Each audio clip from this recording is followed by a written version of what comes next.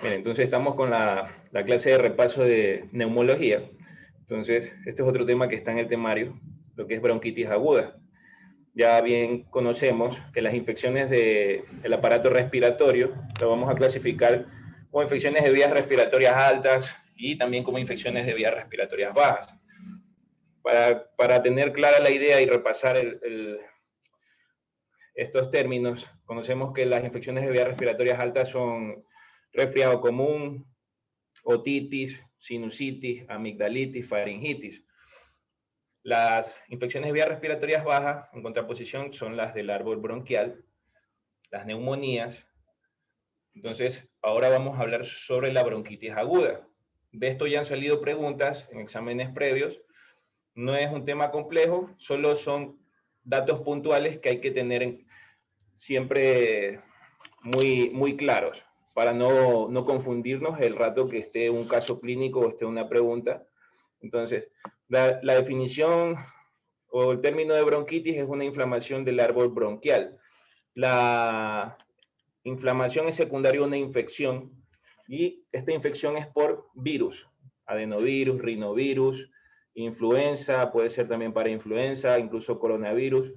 Entonces, la bronquitis aguda es una infección que se va a caracterizar porque les van a poner o les va a llegar a ustedes un paciente que va a tener síntomas respiratorios, tos, una tos aguda que sea menor de 3 semanas, puede tener fiebre, pero también debe ser menor de 3 días y casi no hay compromiso del estado general.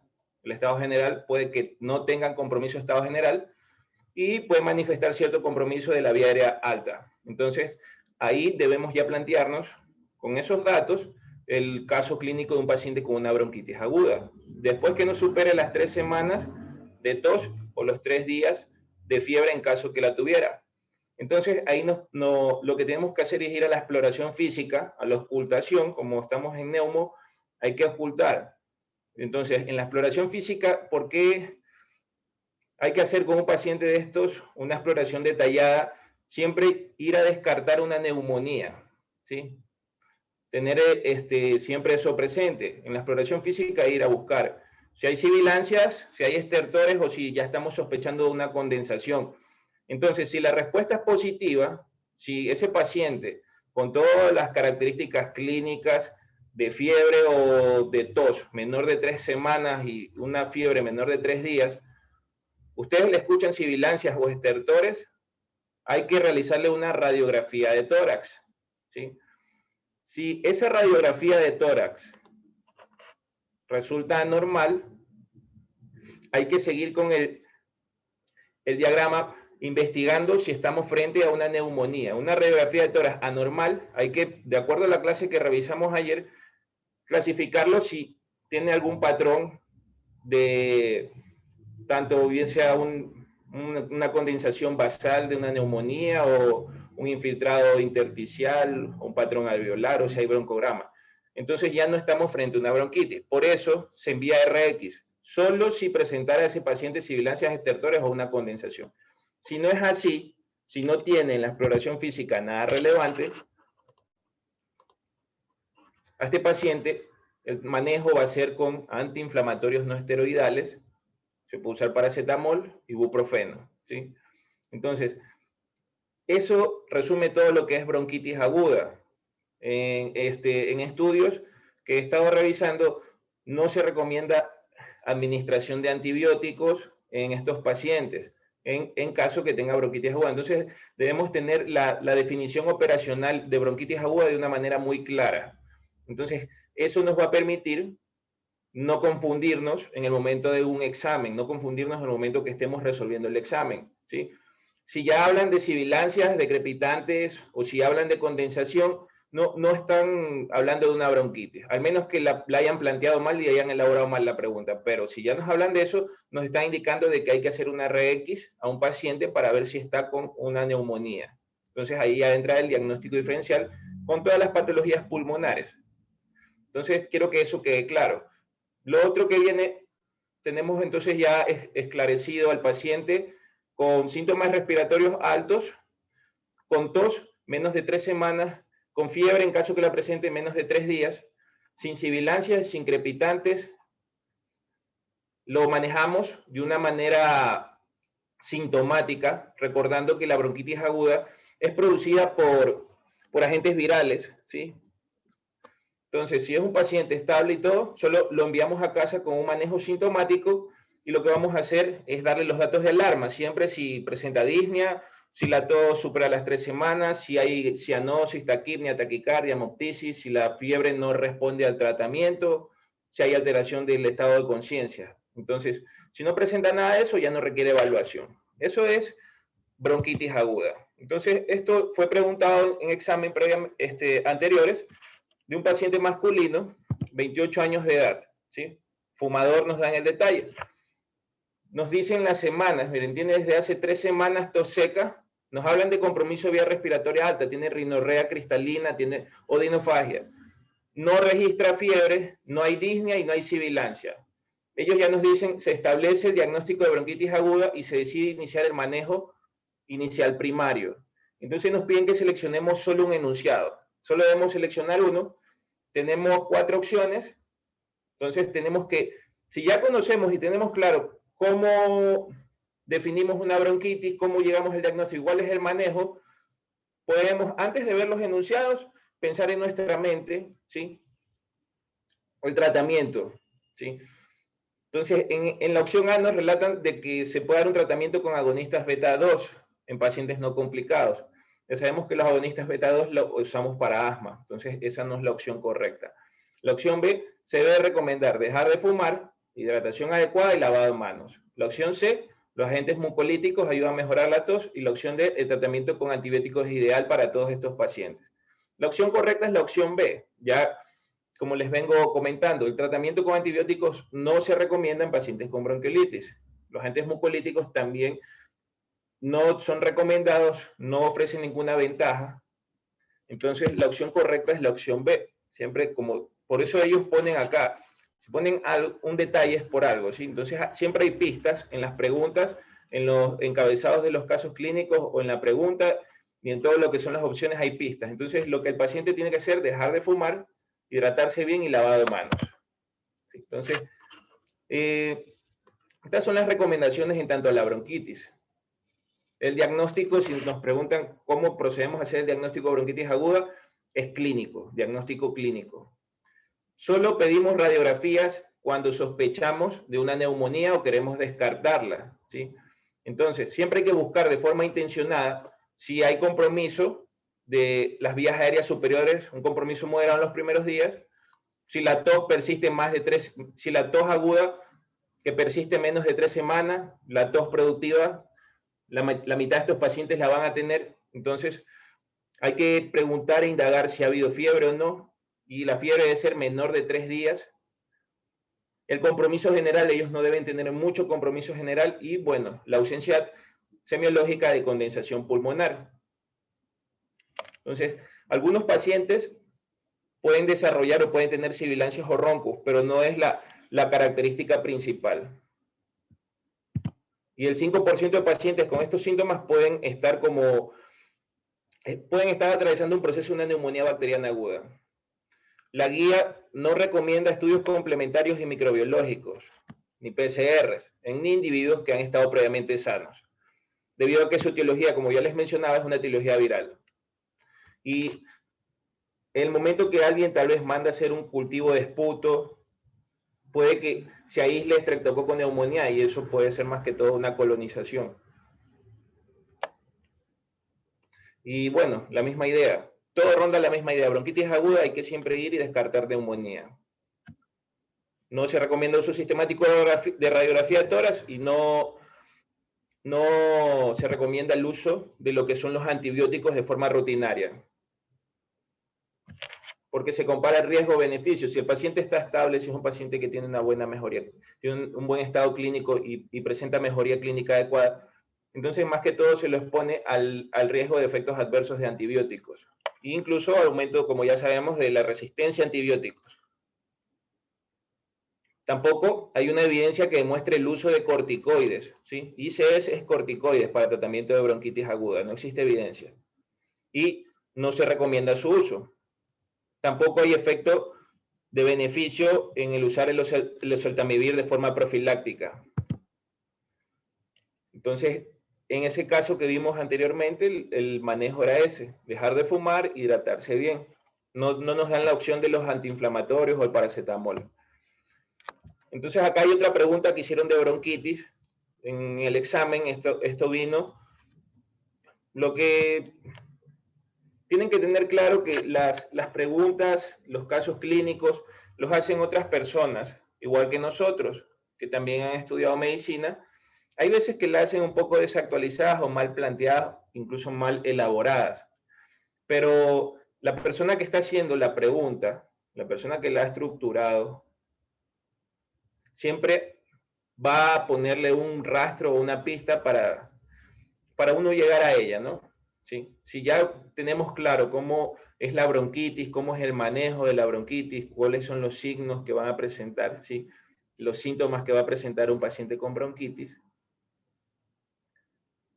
ya podemos nosotros ir y llegar rápido a una respuesta correcta. A mí me llamó la atención esta pregunta porque dicen que el principal síntoma o signo predictor de prescripción antibiótica en bronquitis aguda es disnea, fiebre, esputo blanquecino y tos. Es una pregunta conflictiva, es una pregunta que no, desde mi punto de vista, no es bien elaborada. La sacaron un examen del CASES, pero en bronquitis aguda no hay ningún signo ni síntoma predictor para dar antibióticos, tal como bronquitis aguda. Tal vez la persona que elaboró esta pregunta lo hace desde su cabeza, diciendo de que están frente a una neumonía, no una bronquitis aguda, ¿sí? Entonces, debió ser un paciente con los datos de tos, de fiebre, y ¿cómo la estructuraría yo? Un masculino de 25 años con fiebre de más de 4 días, con tos productiva por más de 4 semanas y que presenta disnea, ¿sí? Entonces ahí sí me oriento hacia una neumonía, ya voy a hacer una prescripción de antibióticos, ¿sí? Entonces, la respuesta en esta pregunta es disnea, es por eso. Creo que sí me hago entender con lo que trato de transmitir. Porque lo que es fiebre es esperado en bronquitis, lo que es esputo blanquecino también es esperado en bronquitis y la tos. Lo único que no se espera entre una bronquitis es disnea. Si hay disnea, ya estamos frente a una condensación o un problema ya a nivel de parénquima pulmonar. Entonces eso hay que tenerlo claro. Ahora esta otra pregunta. Un escolar de 4 años, fíjense bien los datos, nos dicen un escolar de 4 años de edad, eutrófico, va a consulta porque tiene 10 días con tos intensa. Inicialmente y luego resfriado. La tos la refieren que es seca. Después se ha transformado esta tos seca en una tos productiva, tiene un esputo claro y espeso. Ya le han dado antibióticos, le han dado medicamentos para eliminar lo que es la flema, sin embargo la tos es persistente y le impide dormir normalmente. Al examen físico se encuentra febril, tiene buen estado general. Tose de forma repetitiva y en la ocultación hay roncantes difusos, especialmente en la expiración. Adenoiditis no es, ¿sí? Laringitis tampoco. Tiene una RX de tórax normal. Las bronquitis tienen muchas veces RX. La mayoría de bronquitis, si no es todas, las RX de tórax son normales. Laringitis aguda tampoco. El conflicto entra entre bronquitis aguda y bronquiolitis. La bronquiolitis, la definición es todo menor de 2 años con sibilancia. Este paciente tiene 4 años, por eso nos definimos con el diagnóstico de bronquitis aguda. Entonces hay que tener presente todos esos detalles. Bueno, eso es referente a bronquitis. Entonces hay que tener claro eso. Bronquitis aguda, inflamación del árbol bronquial. En su gran porcentaje van a ser virus. No necesita tratamiento antibiótico. El oseltamivir tampoco. El tratamiento siempre va a ser sintomático. Y la definición de la tos de más de 3 semanas, perdón, de menos de 3 semanas. La fiebre también menos de 3 días. Y también compromiso de las vías respiratorias altas. Vamos a revisar unas preguntas de enfermedad pulmonar obstructiva crónica. Todos estos temas que hemos abordado en estos repasos, ustedes deben dominarlos, tanto clasificaciones, tanto como también las tablas de de lo que es determinación de gravedad y lo que son manejos y tratamientos. Son enfermedades muy frecuentes en la práctica, son enfermedades que ustedes van a manejar, que ustedes van a enfrentar, ¿sí? La enfermedad pulmonar obstructiva crónica es muy frecuente. Antes del coronavirus era algo que yo veía en todas mis guardias, porque yo trabajé en un área de urgencias. Entonces, la reagudización por enfermedad pulmonar obstructiva crónica era para mí la primera causa de disnea a un paciente. Si no es la mayoría, todos los pacientes ya tenían su EPOC y se reagudizaban porque dejaban de tratamiento o porque había infección. Entonces, siempre cuando hay una enfermedad pulmonar obstructiva crónica que se ha reagudizado, yo les recomiendo, lo principal es buscar datos de infección y descartar infección, ¿sí? Entonces, referente al manejo de la EPOC, hay un manejo que es ambulatorio, hay un manejo que es hospitalario, y también en la enfermedad pulmonar obstructiva que tenga una reagudización por infección, el manejo hospitalario también es muy particular. En este contexto nos dan en un caso clínico un paciente ya de 65 años que fuma 20 cigarrillos diarios hasta hace 5 años. Ya tiene diagnóstico de EPOC grado leve y va por una exacerbación de su enfermedad. Entonces, viene como parte del manejo de la actual exacerbación, se administra corticoide. Nos indican que administrar un corticoide sistémico, entonces, ¿cuál es el tiempo que se debe mantener el tratamiento del corticoide sistémico? El tratamiento con corticoide sistémico no debe superar los 7 días. La guía para EPOC, como el asma tiene una guía que es la GINA, para EPOC también hay una guía que es el GOLD. Esa guía indica que solo es entre 5 a 7 días, máximo 7 días. Bueno, en esta pregunta que salió en un examen, la opción correcta es la A, deben ir máximo 7 días, aunque el intervalo acá está entre 3 y 7, pero revisando la guía, si ustedes se ponen a revisar estos detalles, los días deben ser de 5, máximo 7 días. Entonces, ese es el tiempo que se debe mantener el tratamiento. ¿Qué pasaría si en el examen les ponen una pregunta parecida, pero con otras opciones? Yo me iría más que todo por 7 días, no por 5, me iría por 7 porque, bueno, ese es el tiempo máximo que a veces, y la mayoría de médicos siempre cuando prescribimos usamos el tiempo límite de un tratamiento, entonces siempre me iría por el día 7. Entonces la opción correcta es esa. El corticoide sistémico se debe mantener en estos pacientes entre 5 y 7 días, no pasar de eso. Ya conocemos los efectos secundarios de los corticoides sistémicos, entonces no se debe abusar de corticoides. Recuerden que el EPOC es una obstrucción de la vía respiratoria. Esta obstrucción no es reversible, entonces el manejo de estos pacientes es en base a los anticolinérgicos, el bromuro hipatropio o el bromuro de tiotropio, solo que el bromuro de tiotropio es caro, entonces por eso es la dificultad a veces para prescribirle a todos los pacientes el bromuro de tiotropio. Lo de los corticoides, dependiendo del escenario clínico, también. El corticoide puede ser desde prednisona vía oral a metilprednisolona intravenosa o intramuscular. Todo lo que es parenteral, o sea, intravenosa, intramuscular, debe ser utilizado hospitalariamente, paciente que va a estar en hospital. Esta pregunta, desde mi punto de vista y lo que se revisó, no está bien elaborada. El problema que tenemos nosotros es que no hay un consenso o un consejo que revise las preguntas y anule las preguntas que no se elaboran bien, ¿sí? Esta pregunta no le puse ninguna opción correcta debido a que todos estos son factores de riesgo para desarrollar EPOC. Entonces nos piden que excepto uno. Nos dicen de los siguientes son factores de riesgo en mayor o menor grado. O sea, engloban a cualquiera de ellos, tanto los de mayor o menor grado como factor de riesgo para desarrollar una EPOC.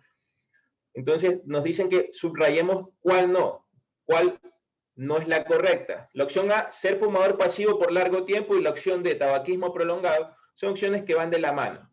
La opción B, exposición al polvo de algodón y carbón, y la opción C, neumonía o bronquitis. Si ustedes revisan la guía de EPOC, que es una guía internacional, que es cada 2 años creo que la están actualizando, ser fumador pasivo es un factor de riesgo. La exposición a polvo de algodón, carbón también es factor de riesgo. La neumonía o bronquitis también. tabaquismo. Todas son factores de riesgo, entonces todas están correctas, entonces no hay ningún excepto. Tal vez la persona que hizo esta pregunta o en el momento que la desarrollaron, porque a veces no las actualizan, cambian ciertas definiciones, intentó de que la opción incorrecta sea la B. Yo me iría más que a la opción B, ¿sí? Porque hay enfermedades intersticiales, también como lo que es la neumoconiosis, por exposición a carbón, por exposición a algodón. Estas enfermedades intersticiales son por exposición a eso. Tal vez eso es lo que quiso transmitir la persona que desarrolló esta pregunta. Entonces, la opción que yo seleccionaría de forma personal sería la opción B. Pero revisando la guía, la opción de estos polvos orgánicos e inorgánicos también se encuentra como un factor de riesgo. Entonces, sí son factores de riesgo para desarrollar una enfermedad pulmonar obstructiva crónica. Esta es una pregunta de una complejidad moderada. Por eso les digo, todos estos datos que les estoy dando deben memorizarlos, el día del examen deben tener aprendido y siempre estar revisando después, porque les va a servir después para otros exámenes. Entonces, nos arrojan datos de espirometría, por eso está la clase de espirometría, entonces, para que se entienda un poco lo que es esto de los volúmenes y de las capacidades pulmonares, porque sirve mucho para EPOC, sirve mucho para asma. Entonces, ¿qué dato de espirometría se interpreta como obstrucción muy intensa del flujo de aire? Etapa 4 de Gold en la EPOC. Opción A, un volumen expiratorio forzado en un segundo, mayor de 30, pero menor de 50 la cifra prevista, mayor de 50 pero menor de 80, menor de 30 o más de 80. Entonces, acá le puse la tabla, esa tabla deben saberla, deben repasarla, ¿sí? Irla repasando diariamente, eso no quita 3, 4 minutos. Entonces, esta clasificación del GOLD siempre se pregunta o siempre la van a plantear. Entonces, se usa para determinar la gravedad del paciente de acuerdo a la obstrucción al flujo aéreo. Es verdad que estos no son preguntas para un primer nivel de atención, pero nosotros debemos estar bien preparados como médicos generales. Hay que ser buenos médicos generales, entonces hay que ir memorizando estos datos, porque por el rato que enfrente también exámenes de posgrado les van a tomar. Entonces, el EPOC, su gravedad en 4 grados, según el grado de Gold, grado 1, si tiene un volumen expiratorio forzado en un segundo más de 80%, el grado 2, si el volumen expiratorio forzado está entre el 50 y 79%, el grado 3 es de 30 a 49, y la que es muy grave, grado 4, es menos de 30. Entonces, memoricemos esos valores. Más que todo esta de acá. Esta gravedad de GES de EPOC, esta casi no. La que siempre está molestando y preguntando es los grados de Gold. Entonces ya salió un examen, entonces la respuesta correcta sería la C, un volumen expiratorio forzado en un segundo menor de 30 de la cifra prevista. Entonces, el manejo realmente de la EPOC siempre, una recomendación que aumenta la supervivencia es dejar de fumar. Entonces, el tratamiento se basa en eso, en evitar las exposiciones. Es una enfermedad que no tiene cura.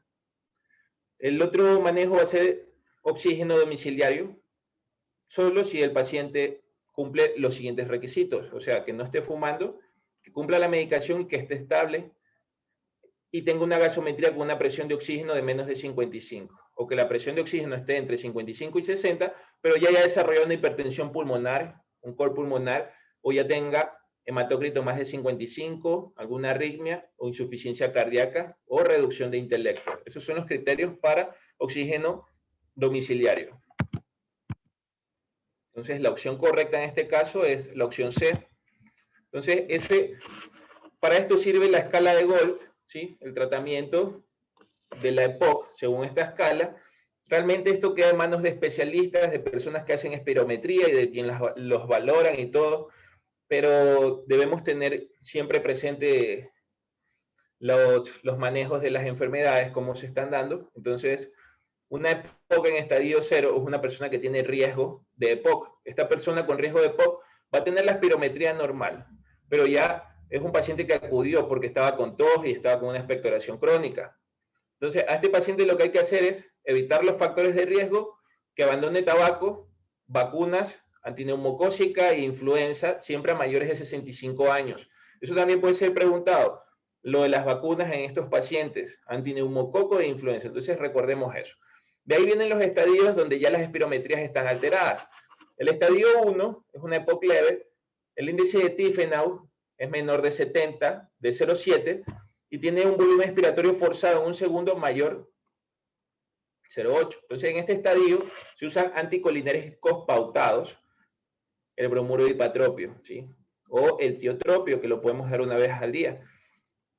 Sumado a esto, los beta agonistas a corta demanda. Ya en un estadio 2, EPOC moderado, tiene un volumen expiratorio, este es un GOL2, de 79 a 50, usamos la misma medicación de estadio 1, y también se usa el beta 2 de acción, pero de acción larga, ¿sí? El salmeterol. Acá podemos mandar salbutamol, acá salmeterol. Entonces, acá este paciente, el otro detalle que entra es rehabilitación respiratoria. Va a necesitar eso, rehabilitación respiratoria. Esa es otra indicación de un paciente en estadio 2. En un estadio 3, un EPOC grave, con un GOL entre 49 a 30, este paciente, lo mismo que el estadio 2, pero ya le vamos a añadir un corticoide inhalado. Estos pacientes hay que indagarles en la historia clínica o buscar en nuestro caso clínico, en nuestra pregunta, si estos pacientes ya han acudido a la urgencia por reagudizaciones. Si son más de 3 reagudizaciones, ya usamos el corticoide inhalado. Y el último estadio ya es un EPOC muy grave, ¿sí? Entonces, en ese EPOC muy grave va a tener volumen expiratorio menor de 30 o, si es menor de 50, más complicaciones, hipertensión pulmonar, cor pulmonar, lo que es aumento hematócrito, alteraciones intelectuales, ¿sí? Estos pacientes, recuerden que son retenedores de CO2. Muchas veces les van a llegar con CO2, con alcalosis, perdón, con hipercapnia, ¿sí?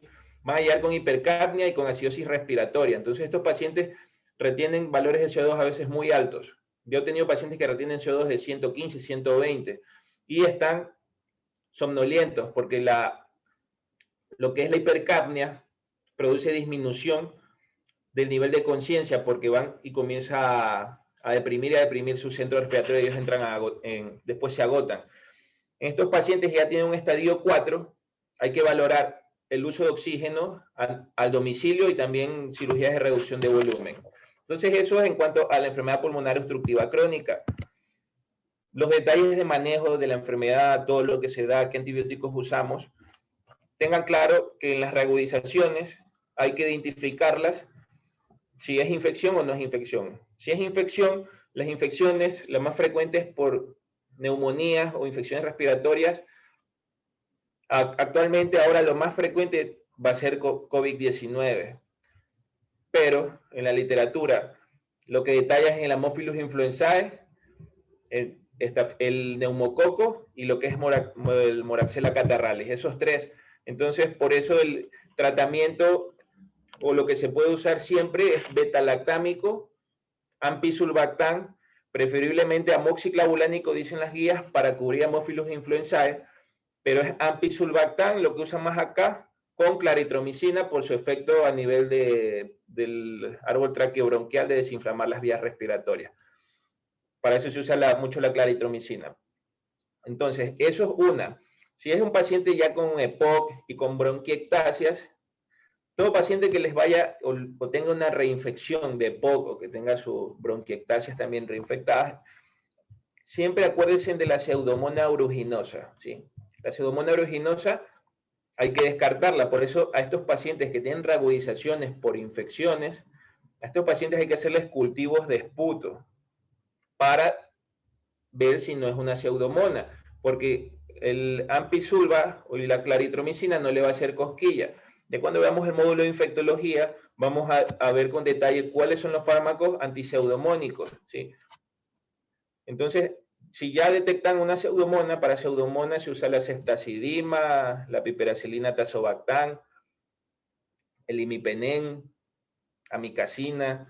Entonces, hay varios antibióticos que usamos para pseudomonas. Entonces, hay que tener presente cuando sea una reagudización de EPOC por infección. Entonces, eso es referente a EPOC. Ahorita vamos a ver las patologías de pleura. Para mí, pleura es lo que más han preguntado en esos exámenes y siempre están que siempre repiten lo mismo. Las enfermedades de pleura van a ser los derrames pleurales y los neumotórax. Neumotórax más que todo es una patología que se debe revisar en cirugía, pero acá puso los casos que han salido de neumotórax, pero el que siempre presta más confusión es derrame pleural.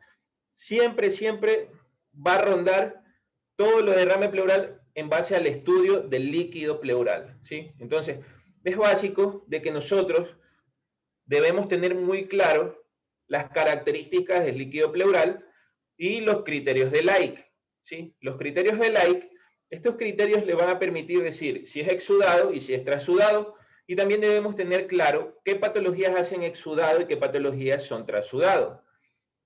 Lo que es trasudado es más fácil de sacar, ¿sí? Si tenemos claro o memorizado el cuadro de acá. Bueno, ahorita se los pongo bien. Más adelante.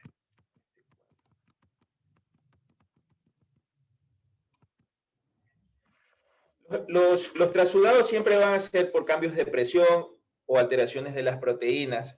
Entonces, la insuficiencia cardíaca congestiva es un líquido pleural trasudativo. La cirrosis también, tromboembolia pulmonar, el síndrome nefrótico, la diálisis peritoneal, el síndrome de vena cava superior, atelectasia, el síndrome de Meigs, el hipotiroidismo, eso le va a dar trasudado. Acuérdense del síndrome de Meigs, que es el tumor ovárico con ascitis y derrame pleural, ¿sí? Entonces esos son trasudativos. Los exudativos, a la cabeza están las infecciones. Las infecciones son exudativos. O sea, exudados igual a inflamación. Entonces, las infecciones son exudativos. Puede ser paraneumónico, por bacterias, por virus, por hongos, por parásitos. De estos exudados hay uno que tiene una característica muy particular, que es el de la tuberculosis, ¿sí? De ahí, el maligno, el metastásico, puede ser de mama, de pulmón, gastrointestinal, geniturinario, un linfoma, leucemia, incluso el mesotelioma, que ya es una neoplasia de pleura, da exudativo. Enfermedades digestivas, la pancreatitis, perforación de esófago, ya han salido preguntas de derrame pleural por perforación de esófago, o cirugía abdominal, abscesos intraabdominales, infartos intestinales. Enfermedades sistémicas, artritis reumatoidea, me parece que ha salido un caso, lupus eritematoso sistémico, acuérdense que hace el lupus, hace serositis, hace pleuritis, hace derrame pleural y va a ser un derrame exudativo. La sarcoidosis, el síndrome de Church-Strauss, granulomatosis con poliangeitis, el quilotórax, los fármacos, la nitrofurantoína. Entonces tengan claros eso. Esto deben memorizarlo, esta tabla. Siempre les va a servir mucho. Entonces siempre hay que estar repasándola. Entonces hay que repasar esa tabla de exudados y trasudados. Y los criterios de Laic nos ayuda a clasificar trasudado y exudado. Entonces, nosotros tenemos a nuestros pacientes con derrame pleural. El paciente con derrame pleural, las características clínicas, sus síntomas, ¿cuáles van a ser? Va a venir un paciente con dolor de punta de costado, ¿sí? Y con disnea, con falta de aire. Eso hace un paciente con derrame pleural. De acuerdo a la cantidad de derrame también se manifiesta la disnea. Entonces esos son los síntomas. Los signos, si ocultamos, hay silencios, están apagados los ruidos, a la percusión está mate, entonces nos orienta a un derrame pleural. Ahorita, bueno, no todos los hospitales tienen ecografía, pero para hacer ecografía de tórax nos ayuda bastante a ver la presencia de líquido en espacio pleural. Entonces, ya identificamos, usted ya tiene su paciente con derrame pleural, ya, entonces ahora hay que aplicar los criterios de Laic, entonces hay que sacar la muestra para estudio, se hace la toracocentesis y se piden los exámenes de laboratorio necesarios, ¿sí? Hay que pedir citoquímico, hay que pedir bacteriológico, hay que pedir GRAN, hay que hacerlo cultivar. Siempre que hay un derrame pleural, que pensemos en un exudado, hay que pedir el adenosín desaminasa, que es el ADA. Eso es para diagnóstico de tuberculosis. Entonces ya, tienen su muestra, entonces hay que pedir LDH de líquido pleural y no olvidarse de pedir proteínas. LDH de líquido pleural, las proteínas de líquido pleural.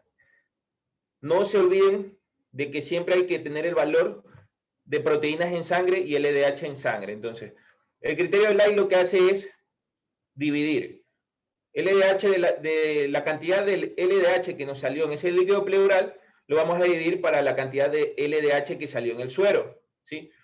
Entonces, al dividirlo, Si esa relación sale mayor a 0,6, es un líquido pleural exudativo. Si usamos las proteínas de líquido pleural y las dividimos por la cantidad de proteínas de suero, va a salir, si sale mayor de 0,5, también es exudado. Si la cantidad de líquido en líquido pleural de LDH es mayor a 2/3 del límite, también es exudativo, ¿sí? Los transudados, también usamos LDH de pleura y LDH de plasma. Debe ser menor a 0,6. La relación de proteínas de pleura y la relación de la cantidad de proteínas en suero debe ser menor a 0,5. Y también el LDH en líquido pleural, si está bajo, el LDH en líquido pleural nos orientamos hacia un transudado. Entonces, primero hacemos eso. Ese es el primer paso cuando tengamos el caso clínico o nuestro paciente, ¿sí? Ver, de acuerdo a los criterios LAI, si es un exudativo o es transudativo, ¿sí? Entonces, el primer valor que vamos a dividir es el valor del líquido pleural, lo dividimos siempre para el valor que hay en el plasma. Entonces podemos, con estos casos, y realmente les preguntan así, y han salido estas preguntas, y van a seguir saliendo, hacer los cálculos. Entonces, este paciente, nos dicen de un paciente de 66 años de edad, va por dolor preurético, le hacen los exámenes, tiene un derrame pleural izquierdo, entonces le hacen estudio de líquido. Y nos dan los datos del estudio del líquido pleural, del líquido pleural. Entonces, bueno, nos dicen los exámenes de sangre del paciente, nos dan las proteínas en sangre 6 gramos, LDH 200, los exámenes de líquido reportan proteínas de 1,5, LDH de 100. Como posibles causas de derrame pleural, de acuerdo a los resultados obtenidos, ¿cuál de los siguientes diagnósticos es el menos probable? Nos dicen de acuerdo a esto, ¿cuál no es probable? Entonces, si usamos criterios de Light, este paciente va a ser un paciente que es exudativo, ¿sí? Entonces, el conflicto de este caso va porque el embolismo pulmonar te va a dar un líquido pleural tanto exudativo como transudativo, pero la respuesta correcta es la C, embolismo pulmonar. La mayoría de las veces los embolismos pulmonares que hacen derrame pleural es exudativo. Entonces es una pregunta que puede tornarse a veces un poco difícil, pero hay que analizarla e irla desglosando y aplicar criterios de Light, ¿sí? Entonces, las proteínas totales de 6 y proteínas en líquido de 1,5. Un paciente.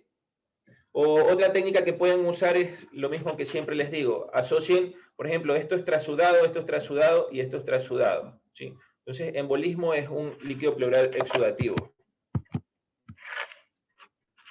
En este otro caso de patología pleural, nos hablan de un paciente joven sin patología previa, que una hora atrás fue herido por un objeto cortopunzante en la cara lateral del emitórax derecho. Al momento los signos vitales son estables. En la radiografía de tórax se aprecia claramente un neumotórax apical derecho de 20%. Nos preguntan la conducta. Entonces, esto es una pregunta de cuestionamiento directo, es muy teórica, es un trauma de tórax, un traumatismo por una herida con arma blanca que le provocó un neumo. Ese neumotórax nos dan el dato que es menor que es de 20%. Entonces, los neumotórax que son menores de 20 son neumotórax que deben solamente observarse, ¿sí? Lo que se hace es observación del paciente. El manejo del neumotórax, dar oxígeno a 10 litros. Ese oxígeno a 10 litros lo que hace es sacar nitrógeno de los vasos sanguíneos alveolares y aumenta la cantidad de absorción de lo que van a ser gases a nivel de pleura. Para eso se usa oxígeno a 10 litros.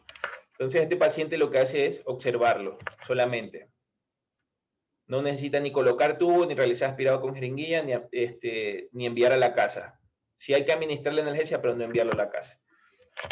En este otro caso, de un paciente de 33 años de edad, tiene antecedente de una bula pulmonar derecha, realizaba actividad física y presenta un dolor en emitórax derecho. Este dolor tiene disnea de reposo, hay signos físicos de neumotórax simple. La presión arterial de oxígeno está reducida. La presión arterial de dióxido de carbono está elevada. La saturación de oxígeno sube significativamente ante la administración de oxígeno suplementario. Entonces, es un paciente con hipoxemia que recupera rápido a la administración de oxígeno. Y nos preguntan cuál es el mecanismo, ¿sí? El mecanismo siempre, como vimos ayer, va a ser una alteración de la ventilación-perfusión, ¿sí? Respondió a la oxigenoterapia. Entonces, En este caso, este paciente tuvo reducción de la superficie de intercambio. En este otro paciente, este es otro caso de patología pleural, es un neumotórax. Fumador de 20 cigarrillos, tiene antecedentes de neumotórax. Presenta de forma brusca dolor pleurítico lado derecho, presenta disfagia, adicionalmente hay signos clínicos de neumotórax. De los siguientes signos y síntomas, ¿cuál sugiere la presentación de un neumotórax? Atención, ¿sí? Entonces, esta pregunta puede prestar a confusión. Los signos clínicos de neumotórax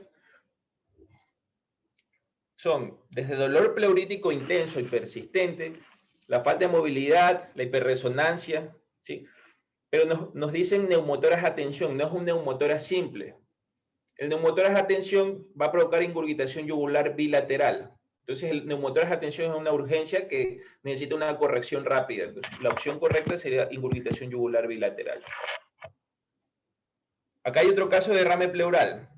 En un paciente con derrame pleural, usted debe evaluar las características del líquido pleural y de la sangre. Entonces, todas las preguntas de derrame pleural siempre van a rondar en base a las características del líquido pleural, en base a los criterios de Light, y si es exudado y si es trasudado. Entonces, en este paciente nos dicen de nuevo derrame pleural y que nosotros debemos evaluar las características del líquido pleural y de la sangre. Entonces, nos dicen que las proteínas en la sangre son normales, la LDH en sangre está elevada. Las proteínas y la LLDH del líquido tienen un valor mayor del 60%. Entonces, de entre las siguientes causas de derrame pleural, ¿cuál es la más probable? En este paciente nos dan insuficiencia cardíaca, mixedema, hipoalbuminemia y neumonía. Entonces, para mí esto es sencillo de resolver, aún si llegan a tener dudas, porque les agrupan, des en cuenta, una enfermedad de trasudado, otra de trasudado y otra de trasudado. Solo les agrupan una de exudado, ¿sí? El LDH en líquido pleural tiene un valor mayor del 60%, entonces eso es 2/3 del valor normal en sangre, y aparte nos dicen que el LDH en sangre está elevado, entonces es un exudativo. Solo nos dieron esos datos. Nos dieron el detalle de LDH en líquido pleural mayor de 60%, como lo vimos acá.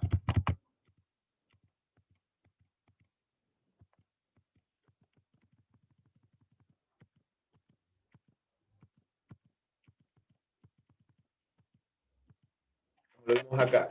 LDH en líquido pleural mayor de 2/3 del límite superior del normal. Entonces, esa pregunta salió directamente de esto, de la relación que hay LDH en líquido pleural. No salió de criterios de división de proteínas en pleura y la cantidad de proteínas en líquido, o LDH en pleura y la cantidad de LDH en líquido, en sangre, perdón. Entonces, tienen que repasarlas, tienen que estar siempre practicando esto de criterios de Lai y hasta que les quede claro, ¿sí? Los trasudados y los exudados. Exudativo típico siempre es neumonías, las infecciones, ¿sí? Infecciosos, el paraneumónico, lo que es empiema, eso es exudativo. Exudativo siempre, si el líquido les dicen que está hemático, hay que pensar en una neoplasia. Si está quiloso, hay que pensar en un quilotórax. El líquido trasudativo, en cambio, va a ser de pacientes que tengan alteraciones de proteínas como un síndrome nefrótico o algo que nos indique hipoalbuminemia o lo que es hipotiroidismo e insuficiencia cardíaca. Esos son trasudativos. Los exudativos ya son procesos inflamatorios, infecciosos. Todo lo que sea infección o inflamación va a ser exudativo. En este paciente nos relatan de un paciente de 28 años de edad. En este caso también salió esta pregunta. Este paciente no tiene antecedentes patológicos. Este paciente tiene, el motivo de consulta es las características típicas de un neumotórax, ¿sí? Dolor punzante en hemitórax derecho que va irradiado a la axila. Hay falta de aire y latidos cardíacos rápidos. En la emergencia le hacen examen físico completo. Entonces, la pregunta es esta: ¿qué examen de imagen se debe solicitar bajo la sospecha diagnóstica de neumotórax espontáneo? Entonces es una pregunta tramposa si revisamos los literales. Nosotros sabemos que lo primero que hacemos es una radiografía de tórax, ¿sí? Siempre, eso va primero antes que una tomografía. Pero revisamos ayer y vimos la clase sobre las radiografías, cómo deben ser pedidas, y hay una radiografía que es muy particular, una radiografía que es característica para determinar la presencia de neumotórax, ¿sí? Hay una forma de solicitarla a este tipo de radiografía. Entonces vamos a leer las opciones. La opción A es un ataque simple sin contraste. La B, diagnóstico no amerita estudio imagenológico para continuar con tratamiento. La C, una RX AP y lateral de tórax en máxima inspiración. Y la D, una resonancia magnética nuclear para ubicar la bula pulmonar. Siempre debemos contestar e ir a buscar. Si nos piden un estudio de imagen, hay que buscar el más barato y el más disponible. En este caso, el más barato y más disponible es RX. Eso se respondería si no tuviéramos el conocimiento previo de cómo se debe pedir la radiografía, ¿sí? Descartaríamos resonancia magnética, descartaríamos la B también porque decir que no amerita un estudio de imagen a alguien con neumotórax no es correcto. Y la RX, anteroposterior y lateral, en máxima inspiración también se descarta. Si es neumotórax espontáneo, la RX se debe pedir en expiración. El paciente debe estar en expiración. Así se pide la RX para neumotórax.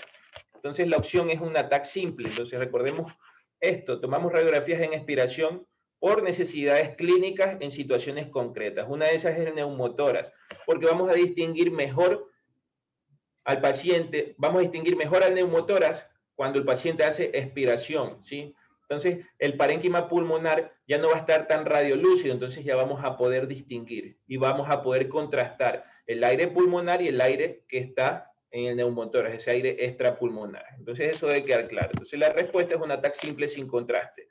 No es una RX en inspiración. La RX que se pide es en expiración.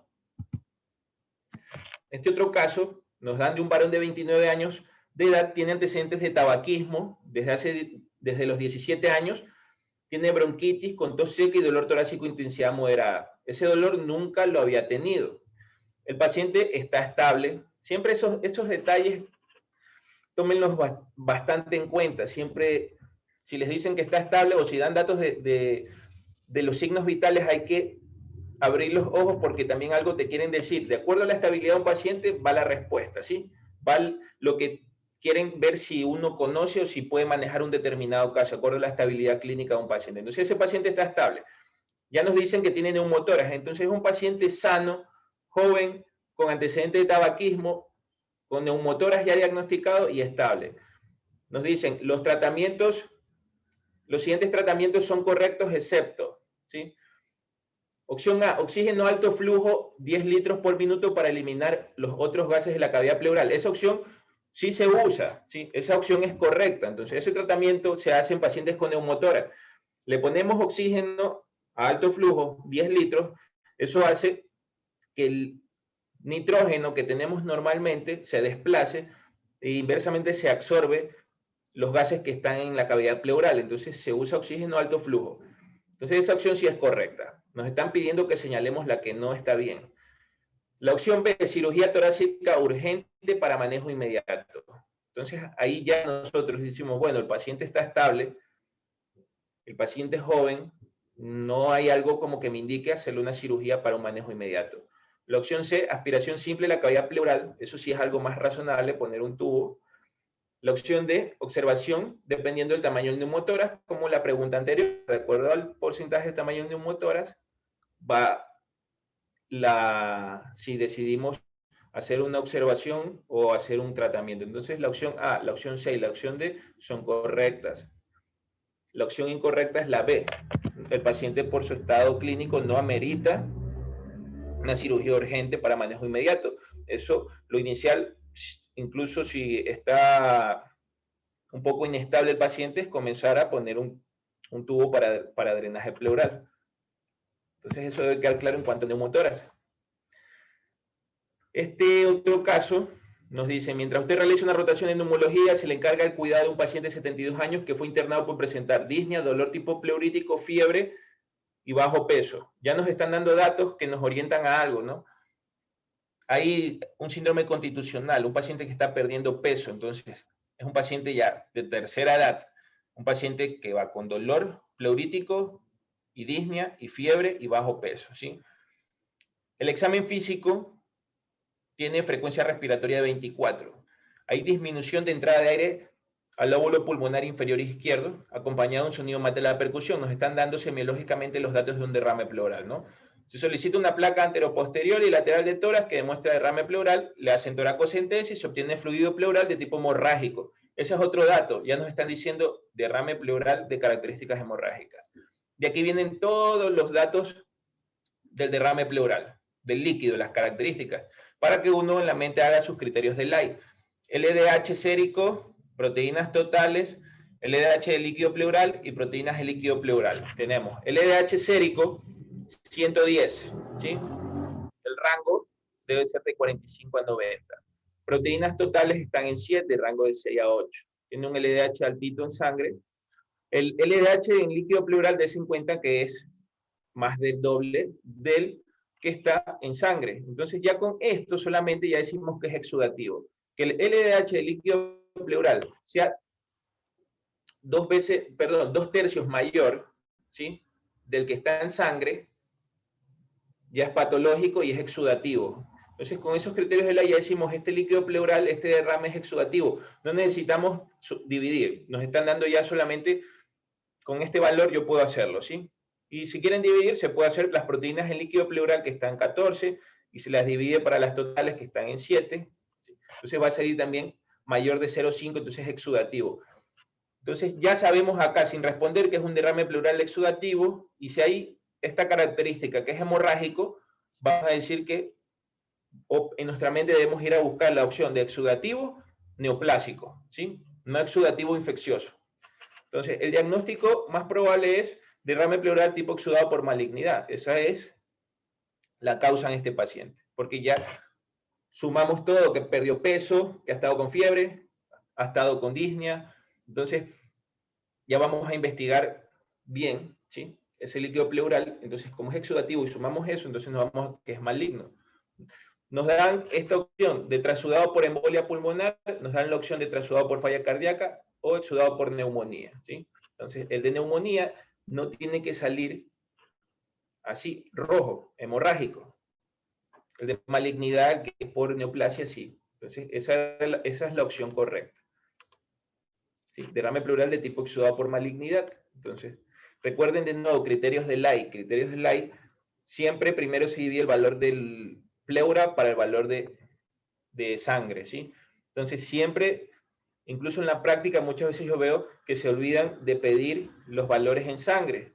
Siempre fijo, hay que pedir LDH y proteínas, sangre y pleura, para poder hacer los criterios de Ley, ¿sí? Y esta tabla también, revísenla siempre, y van a darse cuenta que solo con, la fórmula es sencilla, solo con saber hacer criterios de Ley y, de acuerdo al éxodo trasudado, buscar el diagnóstico. Y a los datos que nos dan, nos van a dar siempre pistas. Entonces, practiquen esto, van a salir preguntas de esto. Acá este paciente, bueno, patología pleural, un paciente con trauma torácico. Entonces, trauma torácico o es neumotórax. Desde que me dicen a mí trauma torácico, ya estoy pensando en neumotórax, en hemotórax. Eso es lo que más preguntan, pero más neumotórax. Y si ya me están diciendo trauma torácico, ya me están preguntando dónde le pongo la aguja o cómo hago la descompresión. Este paciente ya, trauma torácico, dificultad respiratoria, cianosis, venas de cuello distendidas. Quiere decir que ya está con compromiso hemodinámico. Recuerden que hay disminución de retorno venoso, se distienden las venas, quiere decir un neumotórax a tensión. Hay desviación de tráquea hacia el lado izquierdo, asimetría de tórax, ruidos respiratorios hipofonéticos en el lado derecho. Además se encuentra taquipneico, hipotensión sostenida. Entonces, por el cuadro clínico ya sabemos que tratamos a un neumotórax a tensión. ¿Cuál es el procedimiento adecuado? El procedimiento adecuado, lo que sabemos es que hay que hacer una descompresión para que ese neumotórax a tensión se convierta en un neumotórax simple. Entonces se hace, segundo espacio intercostal, línea medio clavicular, se pasa una aguja. Pero el nuevo ATLS lo que indica hacer es el procedimiento quinto espacio intercostal, un poco adelante de la línea medio axilar, ¿sí?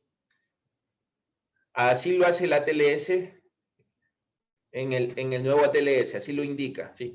Pero en esta pregunta, es que eso, por eso yo les digo, depende de quién elabore la pregunta, y en base a qué, porque hay personas que tal vez ya no se actualizan o hay personas que ya lo hacen de esa manera, entonces hay que ver las opciones que nos dan, no cerrarnos en decir que el mecanismo de hacer una descompresión con aguja es como dice el último ATLS. El último ATLS sí dice la línea medio axilar por delante de la línea medio axilar a nivel del quinto espacio intercostal, ¿sí? De acuerdo al emitor que esté afecto.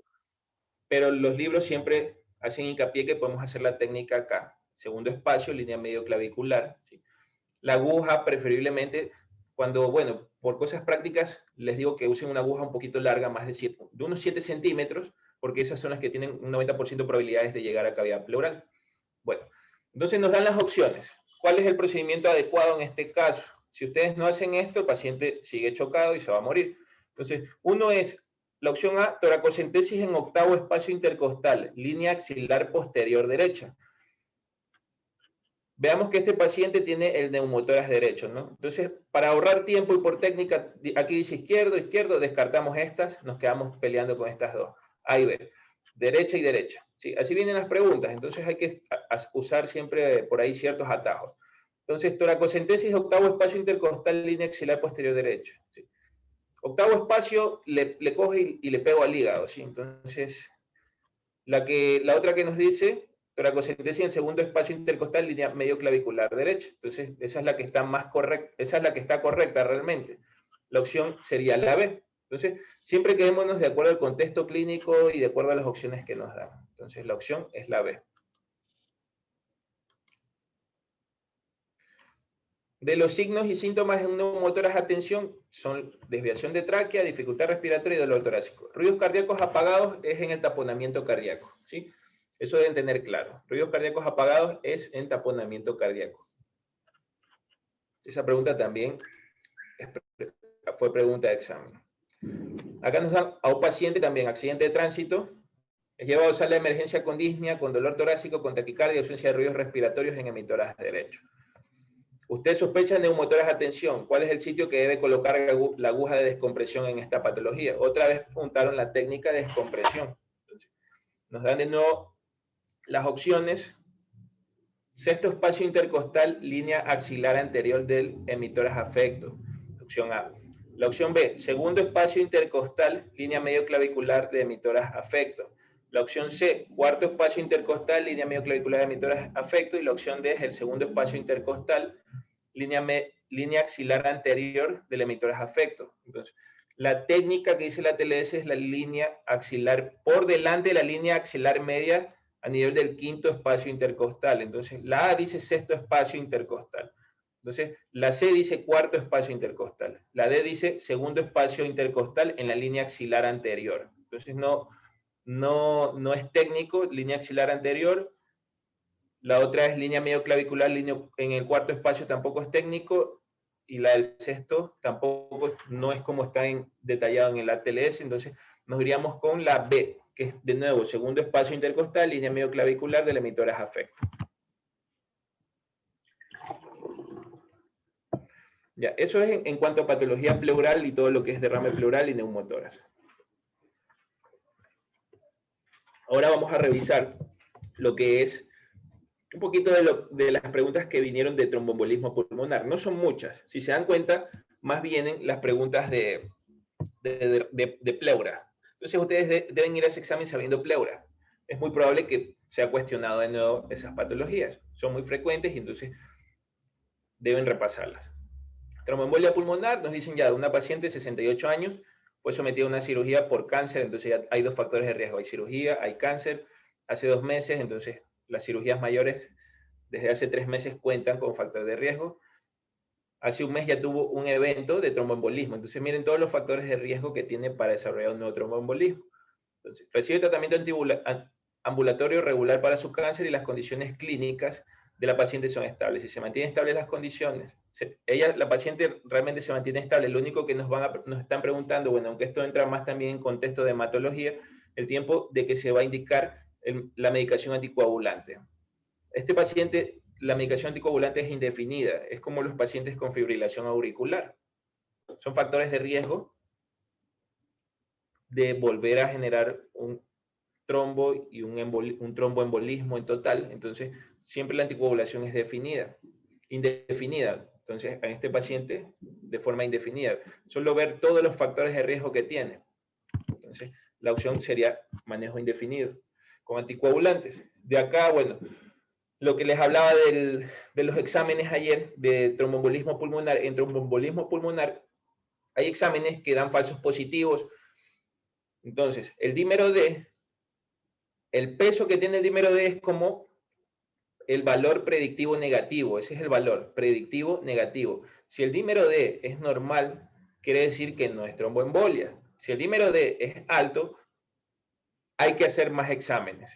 El dímero D sanguíneo hay que hacer más exámenes porque da falsos positivos.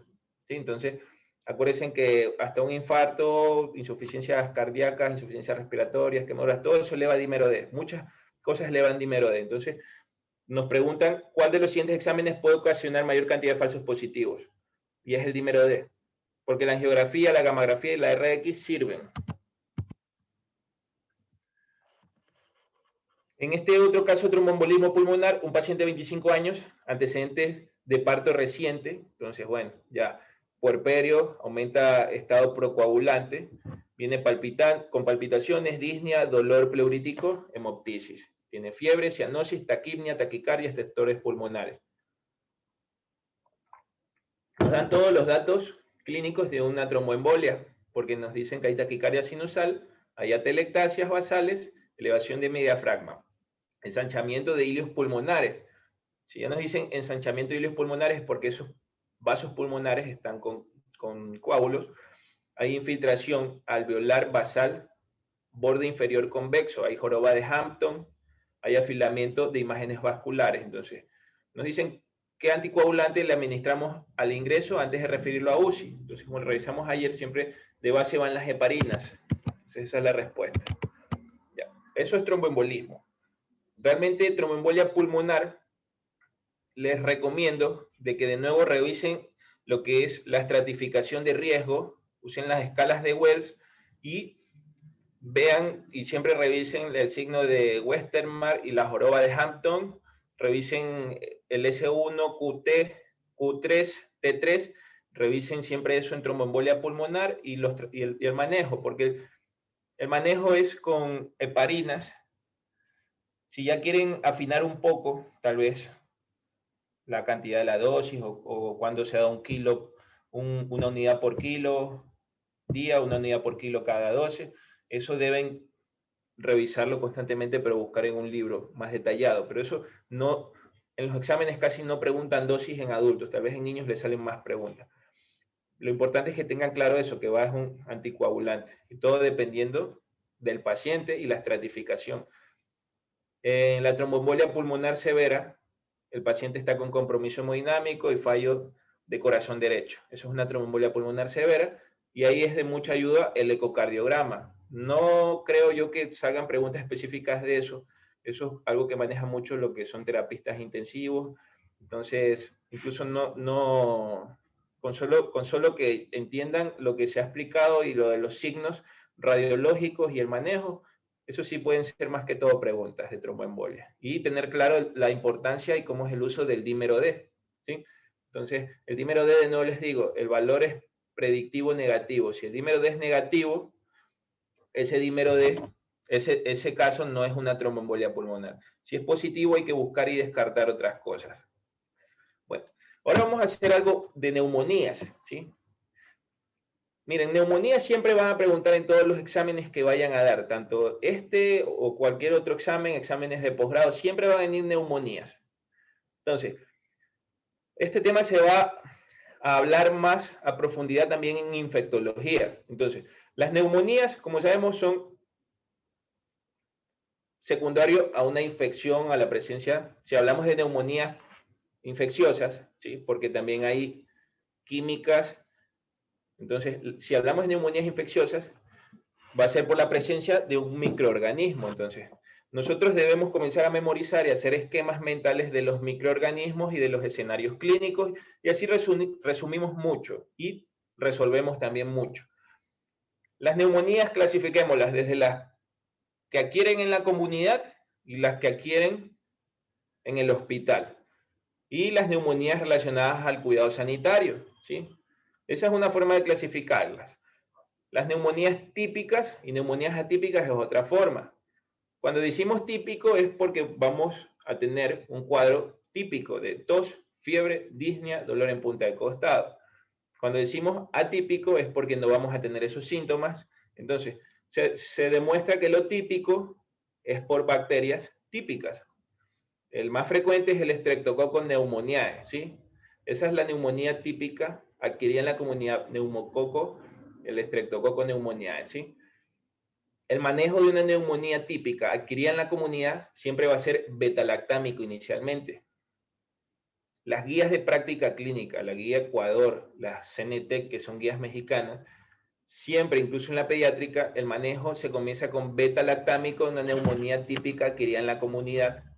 El beta-lactámico es amoxicilina sola, ¿sí? Amoxicilina sola. Ese es un escenario clínico. Neumonía típica, una neumonía adquirida en la comunidad.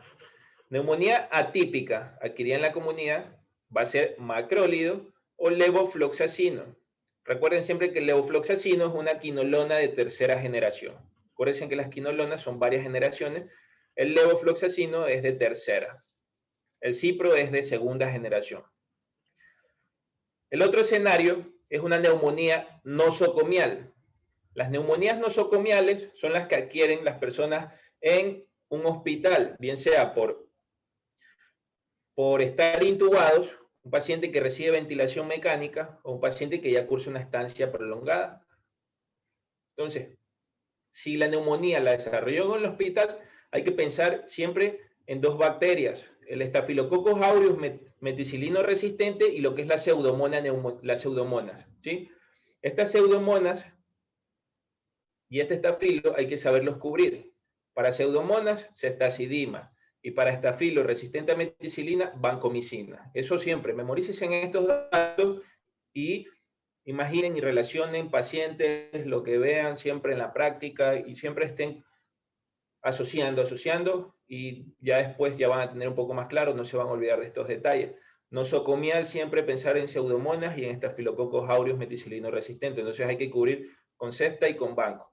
Si es un paciente alcohólico, si es un paciente con Parkinson o paciente encamado, puede hacer neumonía aspirativa. Ese es otro escenario clínico, una neumonía aspirativa. Entonces, las neumonías aspirativas, ¿qué pasan? El contenido de la boca, también alimentos, la mala higiene que a veces tienen estos pacientes en la boca, y en la boca, bueno, tenemos bacteroides, tenemos anaerobios.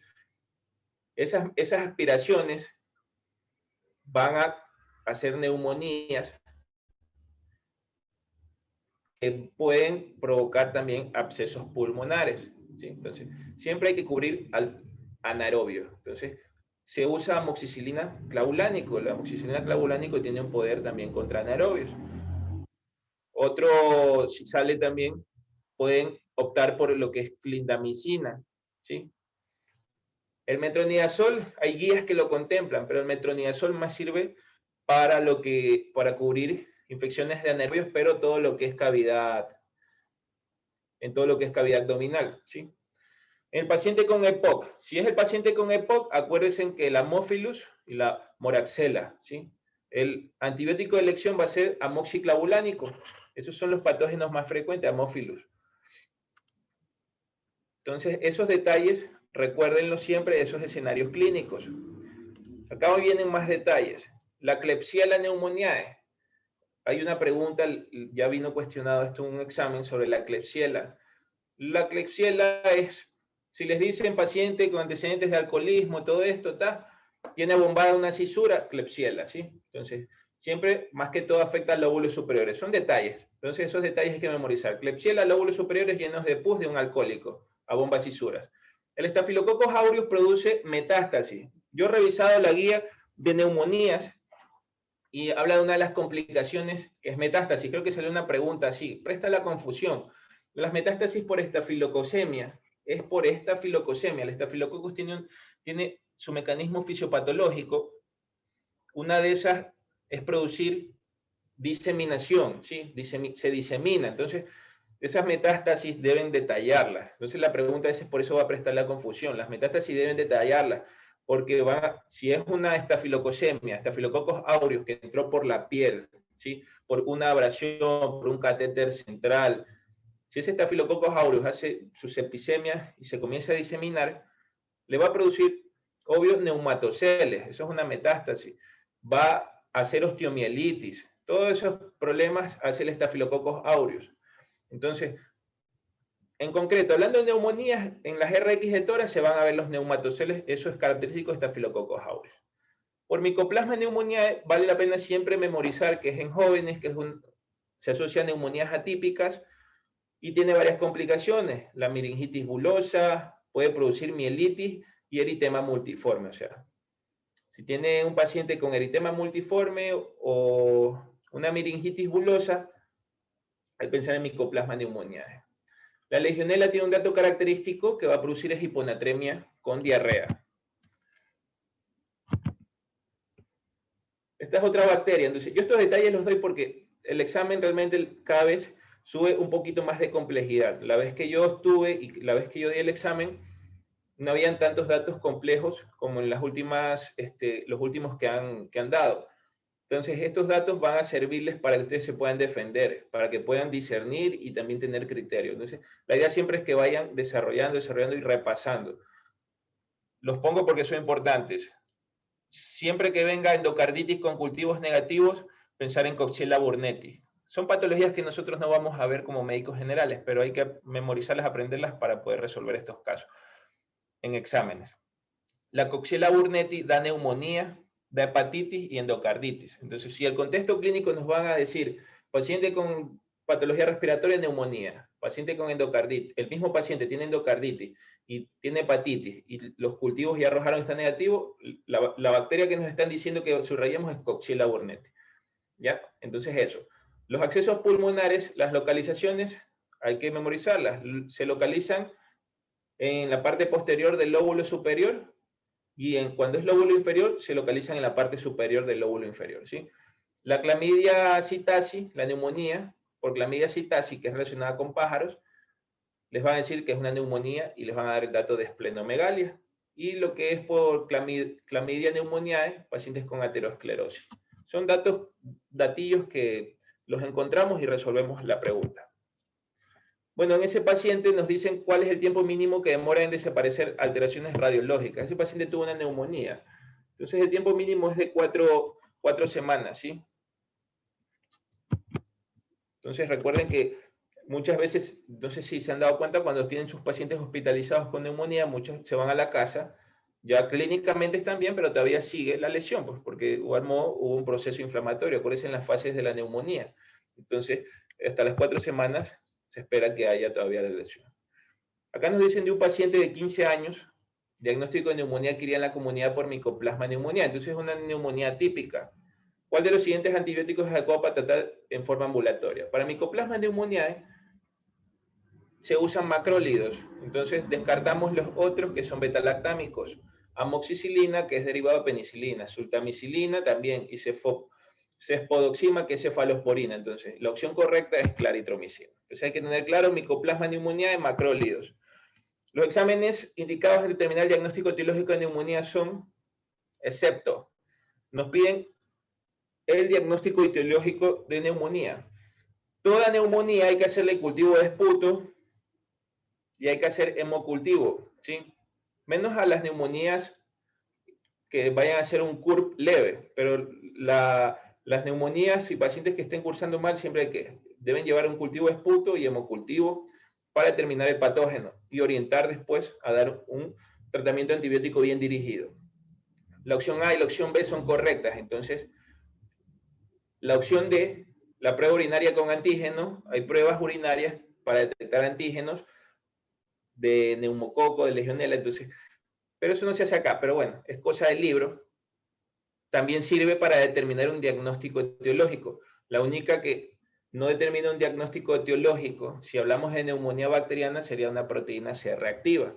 Si hablamos de neumonía viral, que ahorita está de moda, y si les pusieran la pregunta como COVID-19, ahí sí hay que poner el hisopado nasofaríngeo de PCR. Entonces, ese es el asunto, ¿no? Depende del contexto clínico. En este caso es proteína C reactiva, porque cultivo, homocultivo y prueba urinaria de antígenos sí se usan para las neumonías bacterianas. ¿Cuál es el tratamiento ambulatorio empírico e inicial de la neumonía adquirida en la comunidad? ¿Sí? Para un paciente previamente sano que no ha usado antimicrobianos los últimos 3 meses. Una pregunta muy bien hecha, pero las opciones, si ustedes se perfilan solo con la guía que está acá, va a prestar a confusión. Si buscan otros libros, sí ven la opción que es más clara. La pregunta está bien determinada, porque nos dicen tratamiento ambulatorio, tratamiento empírico en un paciente con neumonía, pero para manejo ambulatorio. Manejo de neumonía va a ser ambulatorio y va a ser hospitalario. Y el hospitalario va a ser en sala general y en UCI. Entonces, en este caso, este paciente tiene ambulatorio empírico y es un paciente que nunca ha recibido antes antibióticos, que no ha recibido antibióticos desde hace 3 meses. Entonces, carbapenémico no se da de entrada, ¿sí? No se da un carbapenémico, no justifica usar un carbapenémico de entrada, ¿no? En ningún contexto, en ninguna literatura se va a encontrar. Una quinolona respiratoria, un macrólido o un beta-lactámico y macrólido, ¿sí? La opción, de acuerdo a la práctica clínica y en primer nivel de atención, siempre va a ser beta-lactámico y macrólido, ¿sí? Entonces, como es una neumonía adquirida en comunidad, beta-lactámico y macrólido. Y, bueno, si revisan la guía de práctica clínica de acá, les va a decir beta-lactámico, ¿sí? Beta-lactámico específicamente para neumonía adquirida en la comunidad, en pacientes que van a hacer manejo ambulatorio. Acá viene otra pregunta que ha salido. Esta pregunta son: los factores epidemiológicos que causan neumonía extrahospitalaria se relacionan con diferentes patógenos. ¿Cuál es la asociación correcta? ¿Sí? Entonces, por eso les di esos detalles de las neumonías y les dije que deben estar revisando y deben revisar eso. Porque miren, esto a veces se nos pasa por alto. Si nosotros a veces pensamos, bueno, esto no nos van a preguntar o tal cosa, ¿sí? Alcoholismo y Klebsiella pneumoniae, nada más. EPOC, acuérdense que es Haemophilus influenzae. Exposición a pájaros, ¿sí? Y lo que es bronquiectasia es Pseudomonas. Entonces, la opción correcta es Klebsiella pneumoniae. Acá viene un caso de un paciente. Otra cosa con las neumonías. Siempre van a preguntarles tratamiento, siempre les van a preguntar, o siempre ustedes deben practicar. Esto se practica. Si tienen la oportunidad ahorita de tener pacientes, practíquenlo con los pacientes, estratifíquenlos. Hay que abrir los ojos y observar bien. Hay que ser bien objetivo. Yo les recomiendo siempre eso. Signos vitales es lo primordial, ¿sí? Siempre tengan los signos vitales: respiratoria, cardíaca, saturación, presiones arteriales, sáquenle en una presión media. Signos vitales. Entonces, otra parte que para mí siempre ha sido un signo vital es la función renal, que tanto está orinando, la diuresis por hora o la filtración glomerular. Entonces, eso es importante. En cualquier caso, en cualquier paciente, siempre tengan esa mentalidad primero. Signos vitales y estabilidad. Entonces, porque todo va enfocado a eso. Si lo extrapolamos a neumología y lo extrapolamos a neumonías, vamos a ver y a estratificar a nuestros pacientes de acuerdo a su estabilidad. Otro signo vital que me olvidaba, que yo lo considero signo vital en lo personal, es el estado neurológico, el nivel de conciencia, porque un paciente que esté desorientado muchas veces es por algo. Muchos ancianos entran en delirio o desorientación, es por algo. Un paciente que esté con somnolencia o estuporoso, entonces puede ser por una presión arterial baja. Entonces, a veces se nos pasan por alto muchos detalles, nos volvemos muy mecánicos, pero eso no está bien. Como consejo, siempre signos vitales tenganlos presentes para la práctica y para los exámenes. Entonces, hay que ver la estabilidad del paciente. Ya extrapolando la neumología, nos están dando a esta paciente 55 años, tiene es un adulto, con fiebre, tos con expectoración amarillenta y dolor torácico izquierdo en la punta de costado de 2 días de evolución. El examen físico es estertores crepitantes de base pulmonar izquierda. Ya tenemos un diagnóstico semiológico de una neumonía. Entonces, el paciente está con frecuencia respiratoria de 26, está un poco taquipneico, frecuencia cardíaca de 96, presiones están 170, examen neurológico normal. O sea, todos estos datos nos dicen por algo, nos dan estos detalles por algo. Examen neurológico normal, ¿sí? La radiografía de tórax va a mostrar un infiltrado en la base pulmonar izquierda. Entonces ya estamos hablando de una neumonía basal izquierda en un paciente sin mayores detalles, o sea, sin mayor antecedente, en un paciente estable, y nos dan exámenes de laboratorio. Entonces, ¿por qué? ¿Para qué nos dan? Para ver nosotros, para evaluar en nosotros la capacidad de discernir de si este paciente está muy complicado o no, si este paciente lo envío a la casa o lo dejo en el hospital. Muchas veces ocurre ese error. Yo el tiempo que trabajé en urgencias, vi que a pacientes con neumonía a la casa, pacientes que deberían ingresarse, pacientes con enfermedades respiratorias a la casa. Incluso hasta ahora pasa con lo del COVID. Bueno, a veces no hay camas, pero no debe ser así. Siempre hay que estratificarlo bien y asegurarnos de que el paciente realmente sea de bajo riesgo para enviarlo a la casa, porque incluso nos evitamos un problema legal. Entonces, acá nos están dando creatinina en 1, nos están diciendo que la urea está en 30. Nos dicen que hay una leucocitosis y neutrófilos en 82%. ¿Cuál es la conducta en un paciente así? Entonces, antes de revisar acá, nos están pidiendo ya la conducta, nosotros debemos tener claro ese CURP, ¿sí? Aplicar el CURP. Bueno, acá están los detalles. Fiebre, tos, expectoración, estertores, signos vitales normales, examen neurológico normal, bueno, excepto de la frecuencia respiratoria. RX patológica y laboratorios. Entonces siempre van a llevar este orden, los casos clínicos, quien los hace la mayoría de veces va a llevar este orden. Motivo de consulta, va a llevar semiología con examen físico y signos vitales, y después los complementarios les lleva. Alguna imagen como en esta, RX ya les da el dato de lo que es, que está patológica, y después la batería de exámenes. Entonces, de acuerdo a lo que ellos quieran que también uno esté pensando y esté a ver qué tanto sabemos, ¿no? Entonces, a este paciente le podemos hacer la escala de CURP 65, ¿sí? Hay otros libros que dicen que ya, bueno, usamos CRB 65, pero quedémonos con esto, practiquémoslas, memoricémoslas. La C es para confusión, la U de urea, mayor de 7 milimoles por litro.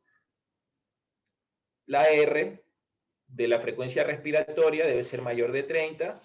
La B, que es la presión arterial, blood pressure, sistólica, si está menos de 90 o diastólica menos de 60, y la edad más de 65. Le vamos a dar un punto si aparece, por cada uno que aparezca es un punto, ¿no? Entonces, un CURP de 0 a 1, el paciente debe recibir, es paciente de grupo 1 con una mortalidad baja del 1.5%. Este paciente lo podemos tratar en casa. Si este paciente tiene ya 2 puntos, este paciente se hospitaliza. Entonces, es fácil aplicar esta escala y hospitalizar a un paciente.